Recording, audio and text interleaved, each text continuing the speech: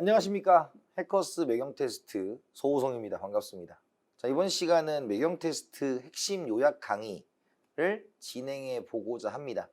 핵심 요약 강의는 여러분들이 두 가지 용도로 쓰시면 돼요. 첫 번째는 처음 시작할 때 이런 것들이 시험에 잘 나오니까 본 강의를 들을 때 유념을 해야 되겠구나 라는 용도나, 혹은 다 강의를 들은 다음에 다시 한번 시험 보기 직전에 이런 부분에 대해서 중점적으로 한번 봐야 되겠다라는 것으로 정리 차원에서 보는 강의입니다.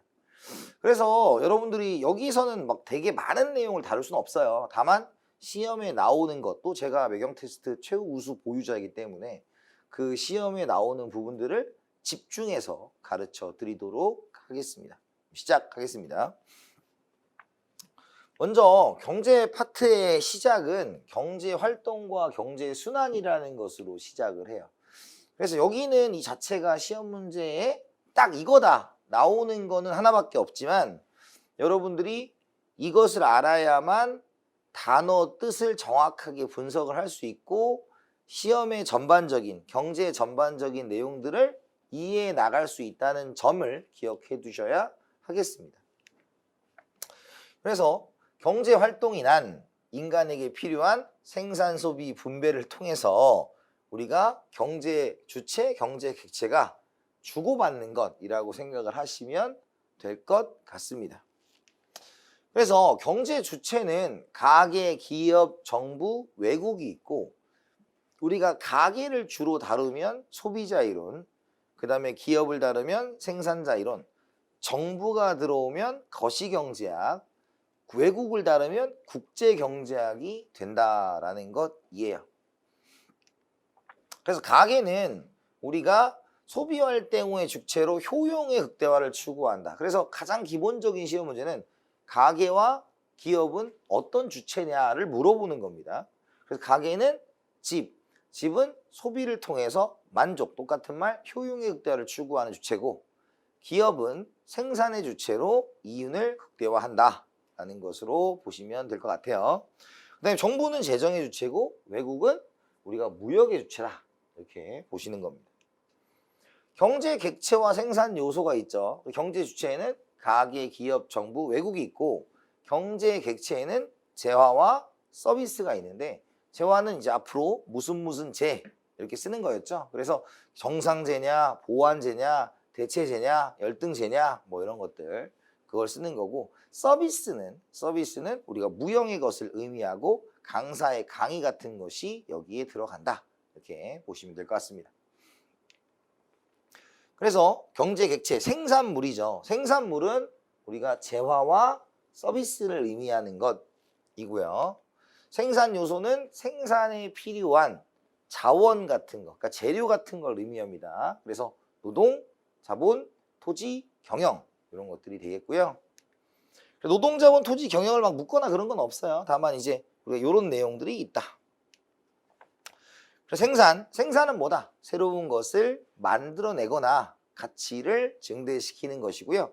우리가 이제 앞으로 경제에서 부가가치를 창출했다라는 것은 모두 생산으로 보시면 될 것 같습니다. 소비는 만족을 위해서 돈을 쓰는 겁니다. 만족을 위해서 돈을 쓰는 거다. 그 다음에 분배는 우리가 중요한 것이 나눠주는 것이 아니라 생산 요소를 제공한 대가, 노동의 임금, 자본의 이자와 같은 것들이 들어간다 정도로 보시면 될 것 같아요. 그래서 요 그림이 시험에 나오는 겁니다. 요 그림이 시험에 나오는 거예요. 그래서 생산물 시장에서는 재화와 서비스를 거래하는 시장이고, 생산 요소 시장은 우리 노동자본, 토지를 거래하는데, 여기는 이제 우리가 실물과 화폐 있죠. 기억하는 방법은 실물을 제공하는 자가 공급자다라는 겁니다. 그 다음에 화폐를 제공하는 자는 수요자다 이거예요. 그래서 공급자와 수요자를 구분해야 되고, 생산물 시장에서는 재화와 서비스를 구매하는 주체는 누구다? 구매하는 주체는 우리가 가계가 되겠죠. 그걸 공급하는 주체는 기업입니다. 생산 요소 시장에 그것을 공급하는 주체는 가계고, 그 다음에 그 사는 주체는 기업이 되니까 화폐와 우리가 실물의 흐름을 잘 따져야 돼요. 그래서 기업이 생산물 시장에 갖다 놓으면 가게가 구입을 하고 그것에 대한 대가를 지불하고 기업이 돈을 법니다. 이런 얘기죠.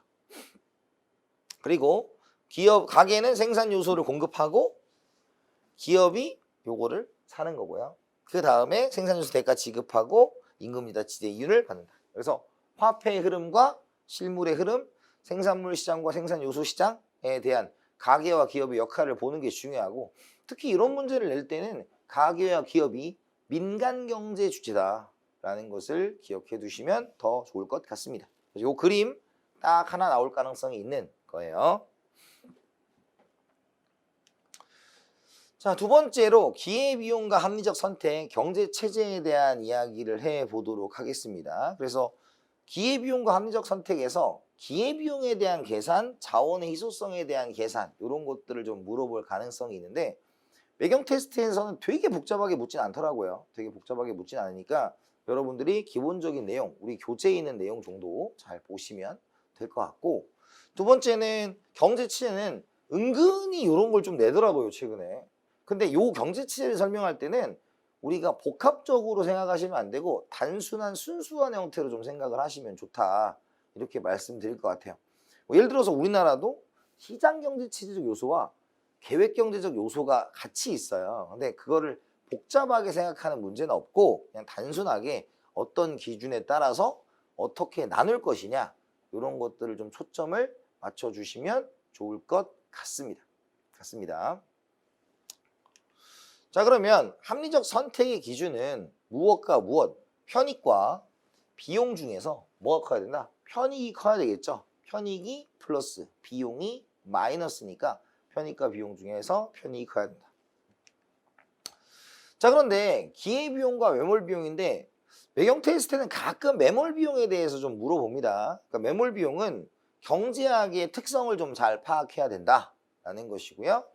매몰비용은 기본적으로 선택 시 포기를 하는데 회수가 불가능한 거죠. 그러니까 써버려서 회수가 불가능한 거. 그런 것들은 경제에서는 고려 대상이 아니다. 그래서 매몰 비용은 고려 대상이 아님이라는 거 기억을 해두시면 되고요. 대신에 기회비용은 선택 시 포기한 것 중에서 가장 큰 것, 그리고 고려해야 될 대상이다. 매몰 비용은 고려할 필요가 없다. 회수가 불가능하기 때문이다. 라는 걸로 체크해 두시면 될 것 같습니다. 자, 이제 기회비용의 계산을 좀 해볼게요. 기회비용의 계산. 기회비용의 계산은 복잡한 건 안 나오더라고요. 그래서 제가 시험을 다 보고 등급을 땄기 때문에 말씀드리는 거예요. 그래서 요 복잡하게는 안 나오고 단순한 형태지만 그래도 계산을 할 수 있어야 된다. 그래서 명시적 비용은 내가 어떠한 선택을 했을 때 실제로 돈을 쓴 것을 우리가 명시적 비용이라고 합니다. 명시적 비용. 그럼 영화를 보러 가죠. 그럼 영화를 보러 가면 영화비가 명시적 비용이 됩니다. 그 다음에 암묵적 비용이라는 것은 내가 실제로 돈을 쓰진 않았고 받을 수 있던 것을 의미합니다. 받을 수 있던. 그래서 여러분들은 문제 표시할 때 항상 받을 수 있던 혹은 뭐 받고 있었던 뭐 이런 식으로 표현을 할 거예요. 그래서 대표적으로 영화를 보러 갔는데 친구가 영화를 보러 가자고 했다. 그러려면 알바를 째고 가야 된다 이거예요. 그러면 영화비가 명시적 비용이고 그 다음에 암묵적 비용은 뭐 예를 들어서 영화가 2시간짜리다. 그럼 시간당 페이가 10,000원이다. 그러면 10,000원 곱하기 2시간이 받을 수 있었던 돈이죠. 그것을 우리가 귀속 임금이라고 해서 받을 수 있는 임금 이런 것들을 암묵적 비용이라고 합니다. 그래서 귀속 임금, 귀속 이자, 귀속 지대, 정상 이윤이 있는데 여러분들한테는 뭐 요 4가지를 문제에서 제시를 하면 그걸 가지고 암묵적 비용에 넣어서 문제를 푸시면 될 것 같습니다. 그래서 요거의 계산 단순하지만 문제에서 파악할 수 있느냐 이런 것들 정리를 해두시면 좋을 것 같습니다. 그래서 명시적 비용, 암묵적 비용에 대한 이야기를 설명해 드렸고요. 귀속임금, 귀속지대, 정상이윤 이렇게 말씀드렸습니다. 자, 그래서 귀속임금은 받을 수 있던 거, 귀속이자는 받을 수 있던 임금과 받을 수 있던 이자죠. 그래서 예금에 대한 이자가 대표적인 귀속이자가 됩니다. 귀속지대 정상이윤 이렇게 됩니다. 합리적 선택이죠. 그래서 우리가 편익은 플러스, 비용은 마이너스. 당연히 편익과 비용을 고려했을 때 뭐가 커야 된다? 편익이 커야 한다라는 것입니다. 자, 그 다음에 경제체제로 왔어요. 그래서 경제체제는 두 가지로 나누어 볼 수가 있다. 기준을 가지고. 그래서 논리가 이거였어요. 자원의 희소성, 인간의 욕구와 자원량 중에서 뭐가 많다? 욕구가 크니까 우리는 선택의 문제인 경제 문제를 만나게 된다. 경제 문제는 what, how, 뭐 whom이니까 무엇을 얼만큼 생산할 겁니까? 어떻게 생산할 겁니까? 누구를 위해 생산할 겁니까? 에 대해서 답을 할 수 있어야 되겠고, 그 경제 문제를 선택을 통해서, 즉 합리적 선택을 통해서 해결하는 것이고, 그 선택하는 방식이 국가마다 사회마다 다 다를 수 있기 때문에 그 경제 문제를 해결하는 방식이 굳어진 것을 우리가 경제체제라고 한다라는 거죠. 그래서 경제체제에 대해서 경제 문제를 해결하는 방식이 굳어진 것이고요. 그래서 자원 배분이죠. 자원의 배분인데 자원의 배분은 흐름을 얘기하는 거다라는 거였습니다. 흐름. 자원이 어디로 갑니까? 라고 말씀을 드릴 수가 있는 것이고요. 그거를 이제 가격이 결정합니다 라고 하면 시장경제체제, 국가가 결정합니다 라고 하면 계획경제체제가 된다.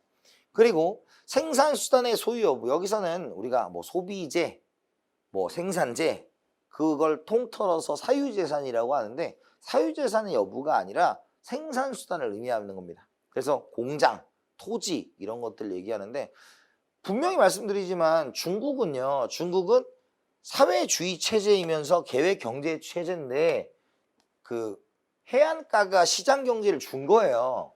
그러니까 여러분들 이거를 시사적으로 너무 접근하시면 안 됩니다.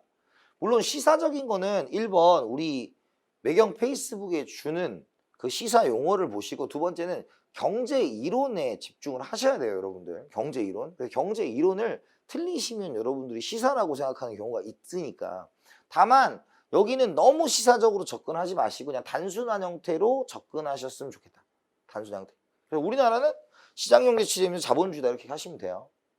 그래서 생산수단을 개인들이 가진다라고 하면 자본주의고, 국가가 가진다, 국공유다 그러면 사회주의가 된다라는 점 체크를 해두시면 될 것 같습니다. 그래서 구분하는 거 잘 보시면 되는 거죠. 그래서 가끔 이제 물어보는 게 이제 등록제하고 허가제에 대한 얘기를 물어봐요. 등록이라는 것은 네가 하고 싶으면 언제든지 해라는 거니까 자유로움에 가까운 거고요. 허가라는 건 네가 하고 싶다고 해도 내가 허락을 해주지 않으면 안 된다라는 뜻이기 때문에 이것은 규제, 정부의 개입 뭐 이쪽에 훨씬 더 가까운 얘기다 이렇게 생각을 해주시면 될 것 같습니다. 자, 자본주의의 변천 과정은 상업자본주의, 산업자본주의, 독점, 수정, 신자유주의로 구성되어 있다. 뭐 흐름 정도 파악하시면 될 것 같고요. 매경 테스트에서는 뭐 학파별인 분류를 굉장히 많이 물어보진 않아요. 그런 것들. 그러니까 지금 매경 테스트 같은 경우 정리하실 때 여러분들 되게 고차원적인 걸 정리하기보다는 조금 우리가 기본적인 걸 잘 정리해 두시는 게 훨씬 더 점수가 잘 나옵니다. 뭐 되게 어렵게 나오지 않기 때문에. 자, 그 다음에 토픽 3이죠. 시장가격 결정과 변동. 자, 이 얘기는 우리 매경 테스트 경제 40문제에 최소 2개에서 3개가 나오죠. 이거의 원리를 응용한 거는 뭐 절반. 그러니까 수요와 공급을 모르면 할 수가 없다. 그런데 복잡한 계산 문제를 내거나 그러지는 잘 않더라고요. 그러니까 수학적으로 뭐 균형 가격과 균형 거래량을 구하는 것도 뭐 수식을 통해서 막 계산하는 건 아니고 표를 보고 우리가 그 표에서 나오는 수치를 분석하는 거. 뭐 그 정도를 출제하더라라는 겁니다. 자, 그래서 수요라는 것은 일정 기간 동안 상품을 구입하고자 하는 거죠. 그래서 우리가 요 얘기를 하는 거지. 먼저 시장이라는 것은 마켓이잖아요. 마켓. 그래서 마켓인데 이 시장이라는 것을 먼저 뒤에 가면 시장의 종류라는 걸 다시 물어볼 수 있고, 여기는 시장이라는 것은 그냥 단순하게 우리 중학교 수준에서 배웠던 그런 시장들을 주로 다루는 거죠. 그래서 시장이라는 것이 수요자와 공급자, 디맨드와 서플라이 이런 것들이 존재하고 있습니다 라는 것이 1번이고요. 그래서 수요의 특징이 무엇이다? P0Q를 했을 때 이 P가 뭡니까? P가 프라이스, Q가 퀀터티고, 경제학에서는 우리가 수학과 달리 수학은 X축의 원인을 쓰지만 우리가 수학에서는 X축의 원인, Y축의 결과를 쓰지만 경제학적 관행으로 인하여 경제학에서는 Y축의 P가 나오게 되면 얘가 원인이다 라는 거죠. 그래서 우리가 수요가 이렇게 있고 그 다음에 공급은 이렇게 있다 라는 거죠. 그래서 조건이 뭐였어요? 다른 조건이 일정하다고 가정할 때 우리가 가격이 싸지면 더 사고 가격이 비싸지면 덜 산다 라는 것이 수요의 원리였고, 그 다음에 다른 조건이 일정할 때 가격이 비싸지면 만들고 가격이 싸지면 안 만든다 라는 것이 우리가 공급이었다라는 거죠. 그래서 이 균형 가격과 균형 거래량을 구하는 거죠. 둘이 만났을 때. 그래서 P 스타, Q 스타 이렇게 만들어지고, 이 균형을 이퀄리브리움이라고 해서 균형 가격과 균형 거래량 이렇게 얘기하는 거죠. 그래서 아주 기본적인 얘기지만 정말로 잘 나와요. 왜냐? 여러분들이 이 시험의 기본적인 목적이 경제에 대한 신문 기사를 읽을 수 있어야 된다라는 정의가 깔려있기 때문에 기본적이고 보편적이지만 항상 여러분들이 꼭 알았으면 좋겠는 그런 내용들을 출제한다. 그게 수요와 공급입니다. 그래서 먼저 수요에 대해서 수요 법칙이 있죠. 그래서 가격에 반비례한다라는 것이죠. 소비자의 구매 욕구는. 그 다음에 이제 투기적 수요나 과시소비나 기펜제인데, 우리가 과시소비나 이런 거 좀 냅니다. 이런 거 내요. 그래서 이걸 우리가 네트워크 효과라고 하는데,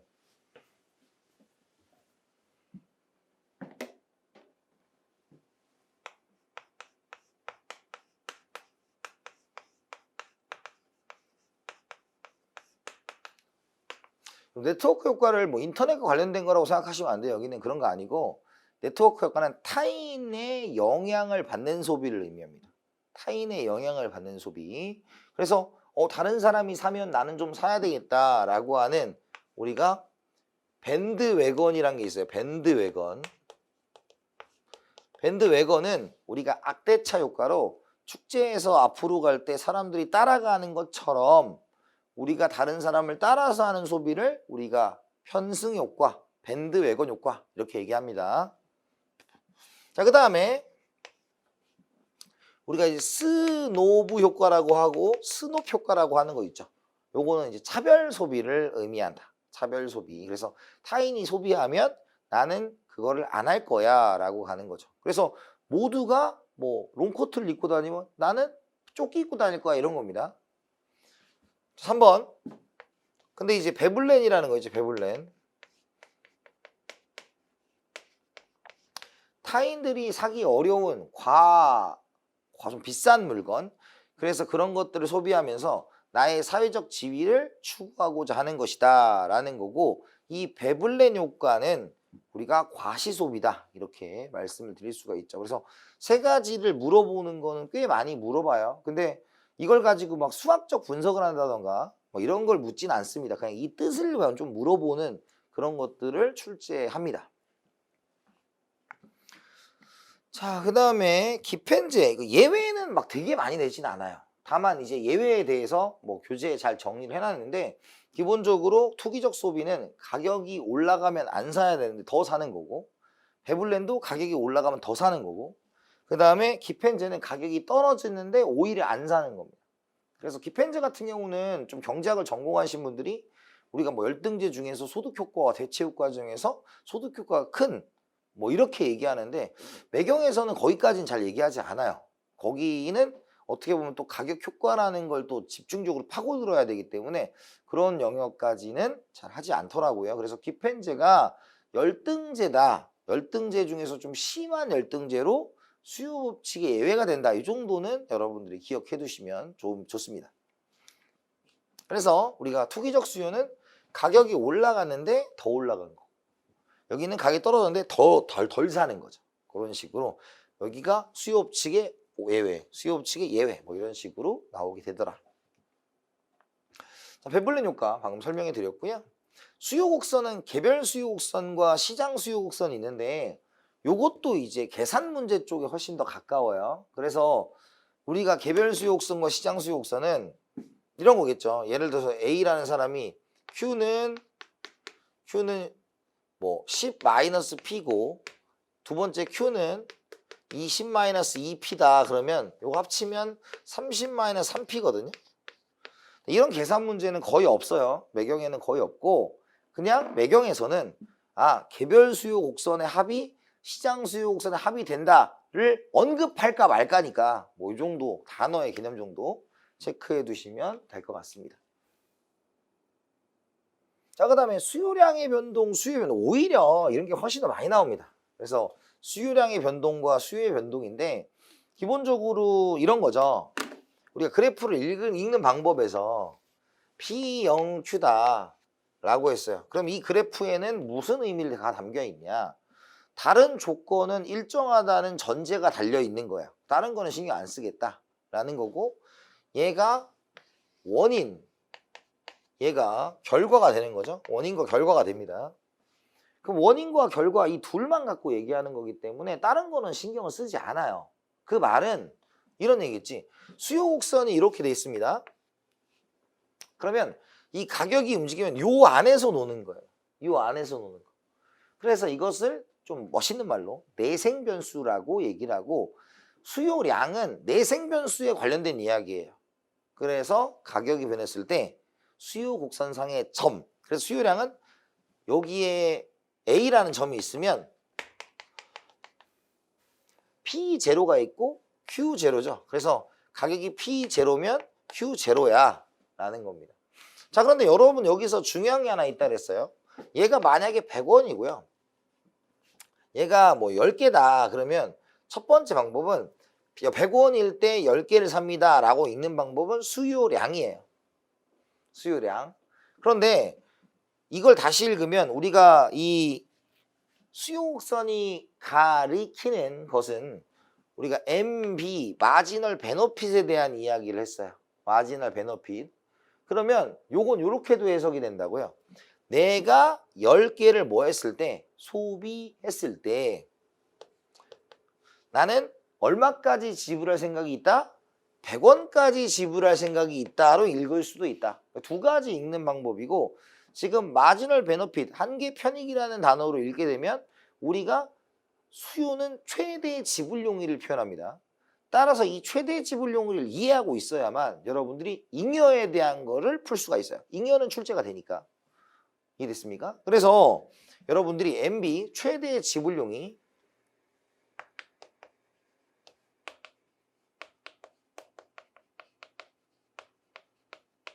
수요곡선은 내가 최대 지불용이 이유는 내가 10만 원을 가지고 물건을 사러 가면 내가 낼 수 있는 최대 금액이 10만 원이다. 이런 식으로 접근해 두시면 될 것 같아요.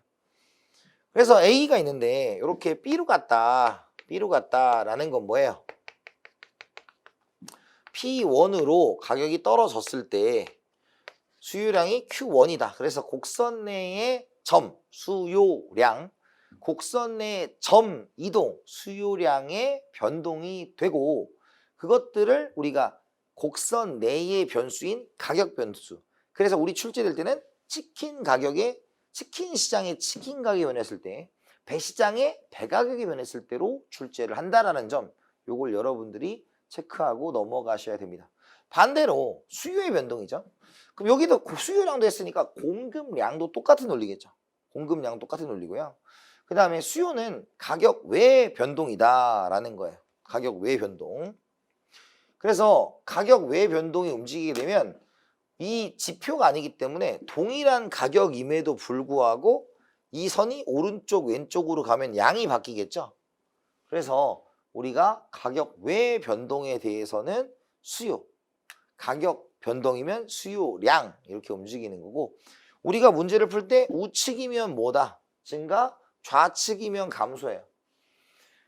수요도 공급도 대부분의 곡선이 우측이면 커지고 좌측이면 작아진다라는 점 여러분들이 기억을 해두시면 좋습니다. 그럼 수요의 변동 요인이죠. 여러분들이 이게 시험에 안 나올 확률은 없는 거죠. 무조건 나오는 거고, 증가는 우측, 수요가 증가 우측, 그 다음에 얘는 좌측으로 움직일 거예요 라는 겁니다. 첫 번째, 그러니까 이건 뭐냐면 가격이 똑같더라도 더 많이 살 거예요, 적게 살 거예요. 그래서 이걸 공부할 때는 이쪽 반대만 하나 기억하시고 나머지 역으로 생각을 해두시면 될 것 같습니다. 첫 번째가 정상제와 열등제죠. 정상제는 뭐다? 우등제랑 똑같은 말이에요. 우등제. 우등제, 즉 내가 소득이 올라가면 더 살 거예요 라는 걸 정상제, 나는 소득이 올라가면 덜 살 거예요, 열등제가 됩니다. 그래서 정상제는 소득이 증가하면 수요가 증가하고, 열등제는 소득이 감소하면 증가하는 거예요. 그래서 반대다. 그래서 정상제와 열등제를 구분해 주셔야 되고, 뭐 사례는 뭐 사례를 막 대거나 그러진 않아요. 잘. 다만 우리가 쉽게 생각하면 우리가 돼지고기와 소고기가 있겠죠. 그래서 내가 좀 돈을 벌면 소고기 먹겠다. 그걸 정상제. 아니다, 나는 돼지고기를 먹을 거야. 그런 경우는 거의 없다. 또 선생님 예외 있지 않습니까? 예외 아니에요. 일반적으로 가셔야 돼요. 그래서 정상제와 열등제는 기본적으로 소득에 비례하면 정상제, 비례하지 않으면 열등제인데, 문제에서 제시한 조건을 그냥 따라가시면 되니까 너무 막 사례를 다 연구하실 필요는 없는 것 같아요. 그 다음에 대체제와 보완제가 있죠. 대체제와 보완제는, 대체제는 대신 사용할 수 있는 제와, 보완제는 함께 사용해야 좋은 제와, 이런 거죠. 그래서 우리가 앞에서 치킨 시장에서 치킨 가격이 변하면 수요량의 변동이에요. 근데 치킨 시장에서 소득이 변하면 난 치킨을 더 먹을 수 있으니까 치킨이 정상제라면 이런 얘기고, 치킨의 대체제는 치킨 대신에 난 간식으로 먹어야 되니까 족발 먹을 거다 이거예요. 그럼 치킨 가격이 올라가면 족발의 수요가 올라가겠죠. 왜? 갈아타야 되니까. 그래서 대체제의 가격이 상승하면 수요가 증가한다.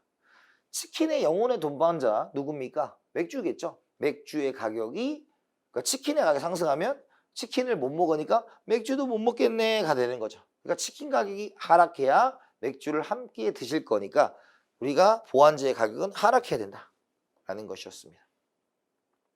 그 다음에 기호라는 것은 선호도를 의미하는 거예요. 선호도. 그래서 뉴스에서 A라는 치킨을 먹었더니 피부가 좋아진다더라. 그러면 사람들이 와, 치킨을 먹어야 되겠다로 가는 거죠. 그죠? 그래서 선호도가 증가하면, 그래서 우리가 기호는 뭐 선호고, 특히 요즘에 이제 선호를 창출하는 건 이 광고 같은 게 되겠죠. A라는 배우가 나와서 광고를 하니까 이미지가 확 좋아져 가지고 수요가 증가할 수 있다, 이렇게 보시는 거고요. 그 다음에 인구가 많아지면 동일한 가격에 더 많이 살 수 있으니까 인구가 증가했을 때 수요가 증가한다 보는 거고, 마지막으로 가격 상승을 예측하는 거죠. 예측을 했을 때 가격이 오를 것 같으면 지금 사야 되는 거죠. 그래서 상승을 예측하면 된다. 근데 예상과 실제로 가격이 오른 건 다른 얘기예요, 여러분들. 그래서 기본적으로 수요와 수요량을 구분하셔야 됩니다. 자, 그래서 정상제, 열등제, 대체제, 보완제에 대한 설명 다 해드렸고요. 공급은 아까 수요는 가격에 소비자들이 사려고 하는 것들이 감소하는 것이다. 반대로 공급은 사고자 하는 게 더 많아지는 게 되겠죠. 그래서 가격이 올라가면 더 판매를 하려고 한다. 이것을 공급이라고 합니다. 그래서 이제 예외가 있죠. 노동 공급 곡선인데, 이거는 뭐냐면 노동시장에서는 우리가 노동량을 L로 놓고 임금을 W로 놓습니다.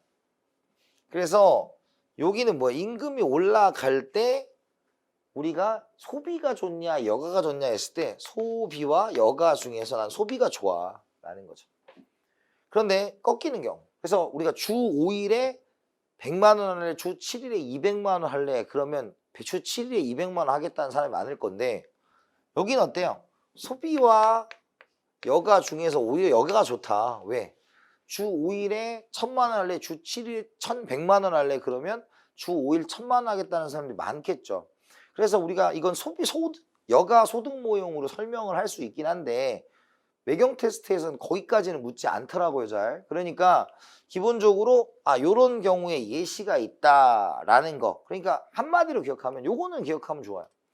임금이 상승한다고 해서 언제까지 개인적으로 시장은 안 그래요. 개인적으로는 반드시 노동 공급이 증가하는 건 아닐 수 있다라는 거. 그래서 임금 상승이 반드시 노동 공급을 증가시키는 건 아니다. 개인적인 측면에서요. 그거 하나랑 투매 현상은 뭐냐면 상장 폐지가 되는 주식을 계속 던지는 겁니다. 주가가 떨어져도 던지는 거고. 그 다음에 골동품인데 자, 공급이 고정된 것은 이걸 읽어야죠. 가격이 올라가도 가격이 10,000원이어도 20,000원이어도 10개밖에 없어요. 이런 거죠. 그래서 읽을 때 가격에 관계없이 일정 수량을 공급한다라는 것을 우리가 공급이 고정된 경우고 이러한 대표적인 예시는 죽은 화가의 작품 정도로 보시면 될 것 같습니다. 그래서 수요와 공급의 예외는 되게 많이 나오진 않지만 뭐 시험 보기 전에 점검은 해두시면 좋아요. 자, 그래서 그거에 대한 얘기를 써드렸고요. 노동 공급, 그 다음에 투매 현상, 공급이 고정된데 근데 요거는 복잡하게는 안 내겠지만 한 번쯤은 좀 기억을 하고 가시면 좋습니다. 자, 노동 공급이죠. 그래서 요것도 마찬가지로 일정 가격에서 팔고자 하는 수량을 다 나타낸 거고요. 요것도 개별 공급 곡선을 합쳐서 시장 곡선을 만든 겁니다. 그래서 공급량은 뭐였다? 량이 붙으면 뭐예요? 내생 변수. 곡선 내의 점이동이다라는 거예요. 그 다음에 양이 안 붙어 있으면 외생 변수, 곡선 자체의 이동이다라는 것입니다. 그래서 A에서 B로 가면 가격이 상승했고 공급량이 증가한 거고요. 반대로 B에서 A로 가면 공급량이 감소하는 것이다 라는 거고요. 그 다음에 얘는 우측으로 우측으로 하면 증가하고 좌측으로 가면 감소가 된다 라는 것이죠. 당연히 근데 우측이면서 하방이에요. 좌측이면서 상방입니다. 근데 상하방까지 기억을 하는 것들은 나중에 여러분들이 우측 좌측이 익숙해지면 되는 거고요. 특히 상하방을 사용해야 되는 것은 공급 곡선이 수평일 때만 사용하는 거야. 수요나 공급이 수평일 때. 그럴 때만 좀 사용을 한다라는 것입니다. 자, 그래서 이것도 중요하죠. 왜 중요하냐? 여러분들이 수요축 요인이 있었죠. 소득, 인구, 기호, 대체재의 가격, 보완재의 가격이 있었어요. 그러면 그것은 뭐였냐면 소비자가 물건을 살 때 고려해야 되는 상황에 대해서 말씀을 드린 것이죠. 그런데 이쪽은 뭐가 되는 거다? 이쪽은 판매를 하는 사람의 입장이에요. 따라서 판매자가 어쩔 때 공급을 늘리느냐. 그래서 수요, 공급, 사려는 사람, 하려는 사람을 정확하게 나누지 않으면 섞입니다. 그리고 이 내용은 중학교 때도 배우셨을 거고 굉장히 어렵지 않지만 매경의 기본적인 폼, 여러분들이 경제신문을 읽을 수 있는가? 거기서 많이 물어보게 된다는 점 생각을 해두시면 좋을 것 같아요. 그래서 미래 경기가 좋으면 공급을 늘리겠죠. 잘 팔릴 거니까. 두 번째가 신규 기업이 진입한다. 이거는 뭐냐면 앞에 수요에서 인구가 증가하는 건 똑같은 거예요. 시장은 개별 기업이 들어와서 합친 거니까. 그 다음에 상품의 판매가 변동 예상인데 떨어질 것 같아야 빨리 내놓는 거죠. 그 다음에 생산 요소가 싸지고 원자재가 싸지고 하면 더 적은 비용으로 많이 만들 수 있고요. 공급 증가. 그 다음에 신기술이 개발되면 요거는 생산 요소의 가격이 싸진 것처럼 돈이 적게 든다라는 것이고요. 정부에게 보조금을 주면 더 많이 만들 수 있다라는 것이죠. 그래서 이쪽을 외우고 반대쪽을 생각하시면 될 거다. 그래서 수요 측 요인과 공급 측 요인을 정확하게 이해하시고요. 특히 여러분 이거 주관식 아니기 때문에 여러분들이 문제에서 주는 걸 가지고 수요와 공급의 변동이 어떻게 되고 그것에 따라서 균형 가격과 균형 거래량이 어떻게 되는지를 판단을 잘 하시면 되는 겁니다. 그래서 균형이죠. 그래서 균형 가격과 균형 거래량이 만들어진다라는 것이고요. 초과 수요와 초과 공급이라는 거죠. 초과 수요와 초과 공급. 그래서 이런 겁니다. 균형 가격이 여기 있어요. 근데 가격이 높은 겁니다. 예를 들어서 가격이 뭐 100원이에요. 그때 요때 이제 100개 내는 거예요. 근데 가격이 높아요. 그럼 팔리겠어요? 안 팔려요. 안 팔려요. 그러니까 가격이 너무 높으니까 사려는 사람은 줄고 팔려는 사람은 늘어나니까 남아 돌죠. 초과 공급입니다. 그럼 공급자는 우리가 이 합리적 경제인이기 때문에 안 팔리면 안 되겠네 라는 거죠. 그래서 이 초과 공급이 나타나는 게 언제입니까? 마트에 9시 반이에요. 문 닫기 전에 물건이 남아있으니까. 왜? 물건이 남아있다는 것은 사람들이 이 가격이 너무 비싸다고 생각하기 때문에 안 산 거겠죠. 따라서 가격을 슬금슬금 내리면 사람들도 사게 되고 균형이 된다라는 거죠. 자, 반대로 가격이 너무 낮습니다. 가격이 너무 낮다라는 것은 예전에 했었던 특정 마트에서 했던 통큰 치킨 이런 거 있었어요. 뭐 치킨의 가격이 10,000원인데 한 5,000원에 놓는 거죠. 그러면 사람들이 줄을 서겠죠. 그러면 초과 수요가 발생합니다. 왜? 사려는 사람, 팔려는 사람은 싸니까 안 만들고 사려는 사람은 싸니까 많이 사려고 하니까 이제 물건이 부족하니까 가격을 슬금슬금 올리면 다시 이쪽으로 올 거다라는 얘기죠. 그래서 우리가 우리 시험에서는 이거예요. 초과 공급이면 가격이 떨어질 것이 예상이 돼야 되고요. 초과 수요면 가격이 올라갈 것이 예상이 돼야 된다라는 겁니다. 시장의 균형이죠. 시장의 균형. 그다음에 우주여행과 자유재가 있다라는 겁니다. 우주여행은 이거죠. 자유재부터 보면 모든 가격 수준에서 초과 공급이에요. 그러니까 돈을 내고 살 필요가 없다라는 것이고, 그 다음에 우리가 공급에 대해서 얘기하면 아까 얘는 최대 지불용의를 얘기했죠. 근데 공급자는 최소 비용 이상을 받아야 된다라고 하는 거고, 우리가 공급은 최소 비용이니까 이거 이하 받으면 망해요 라는 뜻이에요. 따라서 얘가 만약에 100이고 얘가 만약에 200이라면 요건 이런 이야기를 담고 있는 거죠. 수요자는 최대 나는 100까지 지불할 생각이 있어 이런 뜻입니다. 근데 공급자는 나는 최소 200은 받아야 안 망해 이런 뜻입니다. 그러니까 너무 비싸서 거래가 되지 않는구나 라고 얘기할 수 있는 거고, 이런 것들을 우리가 우주여행이다 이렇게 말씀을 드릴 수가 있는 것입니다. 자, 이렇게 해서 체크를 했고요. 그래서 시험 문제 얘가 나오죠. 지금까지 했던 거 뭐 자유재 경제제에 대한 얘기를 했지만 이런 얘기가 나오는 거예요. 출제는 가장 중요 포인트가 수요량, 공급량은 가격 변동에 따른 곡선 자체의 이동이고, 거기에서는 치킨 시장이면 치킨 가격이 변했을 때 수요량과 공급량의 변동이 일어난다라는 것입니다. 근데 수요 측 요인에서 수요와 공급 곡선이 이동하는 것은 가격 변동이 아닌 다른 요인에 의해서 변동을 하는 것이고요. 그래서 수요 측 변동 요인은 소득, 인구, 기호, 대체재 가격, 보완재 가격 뭐 이런 것들이었고, 우리가 공급은 생산비, 기술 수준, 조세, 보조금 뭐 이런 것들이었죠. 그런 것들을 가지고 변동을 시키게 되면 어떻게 될 거냐를 최종적으로 유추할 수가 있는 거죠. 그러면 먼저 수요가 증가한다라고 하는, 수요가 증가하면 가격이 올라가고 거래량이 증가한다라는 것입니다. 두 번째는 수요가 감소하면 가격이 하락하고 거래량은 감소한다라는 것이죠. 공급이 증가하면 가격이 하락하고 거래량은 증가한다라는 것이고, 공급이 감소하면 가격은 상승하고 거래량은 감소하는 거죠. 근데 문제는 뭘로 준다고요? 아까 얘기했던 수요 측 요인과 공급 측 요인에 대해서 말로 서술을 해줄 거다라는 것으로 초점을 맞추시면 될 것 같습니다. 자, 그 다음에 이제 표로 정리하는 게 뭐냐면 둘 다 변하는 거죠. 이건 정확한 양이 나와 있지 않을 때입니다. 정확한 양이 나와 있지 않으면 여러분들이 그려보시는 거죠. 그래서 뭐 이런 겁니다. 수요 증가와 공급이 불변이면 이건 했죠. 이제 둘 다 변하는 거. 둘 다 변하면 공급과 수요가 있습니다. 그랬을 때 우리가 이쪽으로 위로 가면 가격이 올라간 거고 밑으로 가면 가격이 떨어진 거죠. 그러면 여기가 수량이고요. 여기가 가격이 되는 것이죠.